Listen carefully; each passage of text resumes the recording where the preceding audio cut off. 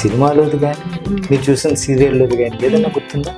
ఒక డైలాగ్ ఏమైనా ఉంటే. అదే మన్యం తీరుల్లో అయితే తాగుమోతు దామోదరం వచ్చి తాగుడు పోయమంటాడు. ఒరే సచ్చినోడా, నిన్ను చెప్పేసి కొట్టేస్తారా, ఏమనుకుంటున్నావో వాళ్ళు వచ్చి అనేసి డైలాగ్ ఉంటుందండి అది. ఇప్పుడు ఎవరైనా సినిమాల్లో నటిస్తున్నారు కాబట్టి ఎవరైనా పలానా ఆర్టిస్ట్తో కూడా మనం నటిస్తే బాగున్ను, ఏదైనా అవకాశం వస్తే బాగున్ను అలా అనిపించిన వాళ్ళు యాక్టర్స్ ఎవరైనా ఉన్నారు మీ దృష్టిలో?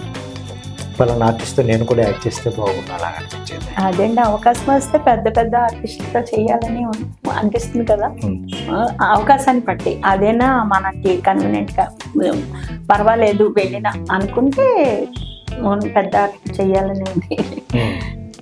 ఇప్పుడు మీరు ఇంతవరకు ఇప్పుడు వినోద్ కుమార్ గారితో చేసామండి. ఆ రోజు శ్రీకాకుళంలో అయ్యింది సన్ ఆఫ్ వెంకట్రావు ఏదో సినిమా రిలీజ్ అయింది మొన్నే. అందులో అలాగే ఆయన వచ్చి అడుగుతారన్నమాట, ఏమా భోజనాలు బాగున్నాయా అంటారు నవ్వుతో. అంటే బాగున్నాయండి, చాలా బాగున్నాయి, ఎక్కడ చేయించారు, ఇవన్నీ వంటలు చాలా అదిరిపోయాయండి అంటే, బాగా తినండి అమ్మా అనేసి ఆయన జోకి తాగి గ్లాస్ ఉంటే అందులో పెట్టేసి పళ్ళల్లో వెళ్ళిపోతాడు అనమాట. ఆ సినిమా మొన్నే రిలీజ్ అయ్యింది, చాలా బాగా వచ్చింది.